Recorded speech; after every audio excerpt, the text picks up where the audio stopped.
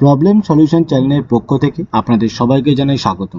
আজকে আমরা শিখব কিভাবে অনলাইন থেকে সাহারা রিফান্ডের জন্য আবেদন করা যায়। তো এর জন্য আমাদেরকে প্রথমে কোনো একটি ব্রাউজার ওপেন করতে হবে এবং সেখানে টাইপ করতে হবে mocrefund.crcs.gov.in।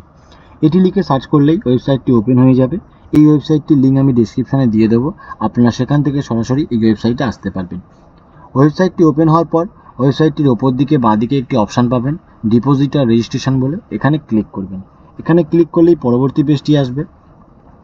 এখানে কিছু ডিটেলস দিতে হবে, এখানে সেই ডিটেলসগুলোই দেবেন। আপনারা যে ব্যক্তি সাহারা কোম্পানিতে টাকাটা রেখেছিল সেই টাকাটা রিফান্ড পেতে চাইছে সেই ব্যক্তির, এবং সে আবেদন করছে অনলাইনে, তো তার আধার কার্ডের শেষ 4টে সংখ্যা এখানে দিয়ে দেবেন এবং ওই আধার কার্ডে যে মোবাইল নম্বরটি লিঙ্ক করা সেই মোবাইল নম্বরটি এখানে দিয়ে দেবেন।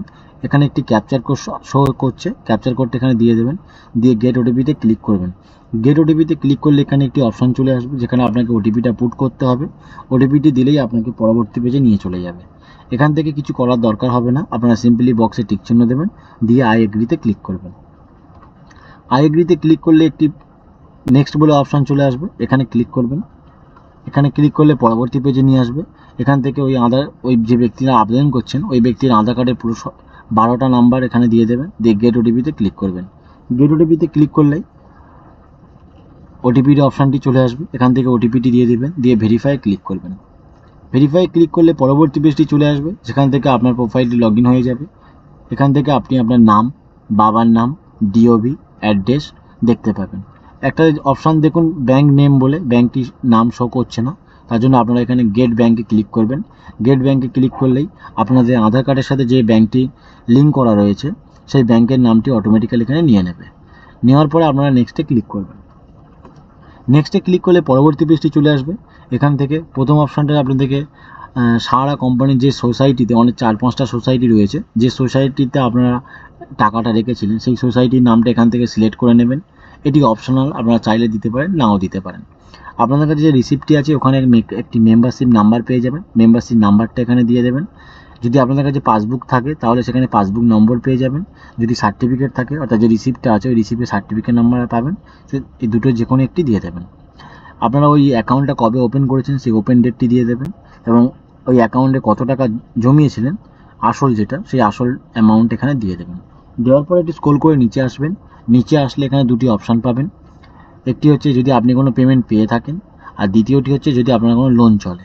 এই দুটো যদি আপনাদের হয়ে থাকে তো দুটো বক্সে টিক চিহ্ন দেবেন, যদি না হয় এই দুটো খালি রেখে দেবেন। ওপরে যে ডিটেলসগুলো দিলেন, যে রিসিপ্টটা থেকে ডিটেলসগুলো দিয়েছেন সেই রিসিপ্টটা এখানে জেপিজি বা পিডিএফে 200 কেবির মধ্যে এখানে ক্লিক করে আপলোড করে দেবেন। আপলোড করার পরে অ্যাড যে ক্লাইম আছে এখানে ক্লিক করবেন। এখানে ক্লিক করলেই সেটি অ্যাড হয়ে যাবে, সেটি আপনারা এখন দেখতে পাবেন না। যদি আপনাদের কাছে অনেকগুলো রিসিপ্ট থাকে তাহলে আবার ওপরের ডিটেলসগুলো ফিল আপ করবেন, করে আবার অ্যাডে ক্লিক করবেন, করলে আবার সেটা অ্যাড হয়ে যাবে। তো এভাবে আপনাদের কাছে যতগুলো রিসিপ্ট আছে সবগুলো এভাবে একটার পর একটা দিয়ে অ্যাডে ক্লিক করলে প্রত্যেকটা অ্যাড হয়ে যাবে। তারপরে আপনারা নেক্সটে ক্লিক করবেন। নেক্সটে ক্লিক করলে এখানে একটি অপশান শো হবে যেটা ফর্ম রিকোয়েস্ট চলে অপশান বলে আসবে। এখানে ক্লিক করলে একটি ফর্ম জেনারেট হবে, দেখতে পাচ্ছেন এই ফর্মটি চলে আসবে। এখানে ডাউনলোড করলে ফর্মটি ডাউনলোড হয়ে যাবে। এই ফর্মটা আপনারা প্রিন্ট আউট করবেন, এটা 2 পেজের হবে। প্রিন্ট আউট করার পর এখানে একটি ফটোর অপশান পাবেন, ফটোটা দিয়ে দেবেন, দিয়ে ফটোর উপরে সিগনেচার করে দেবেন এবং এখানে নিচের পেজে 2 পেজের নিচের দিকে চলে যাবেন, ওখানে একটি সিগনেচার করতে হবে এবং ওখানে ফোন নাম্বারটি দিয়ে দেবেন। তো এরপর আপনারা নেক্সটে ক্লিক করবেন। নেক্সটে ক্লিক করলে পরবর্তী পেজটি চলে আসবে। আপনারা যে ফর্মটা প্রিন্ট আউট করে বার করেছিলেন সেই ফর্মটা এবার এখানে 200 কেবির মধ্যে পিডিএফ বা জেপিজি আকারে এখানে ক্লিক করে ফর্মটিকে আপলোড অপশানটিতে টাচ করে এখানে ফর্মটি আপলোড করে দেবেন। ফর্মটি আপলোড হওয়ার পর এখানে সম্পূর্ণভাবে আপনাকে পরবর্তী পেজে নিয়ে চলে যাবে।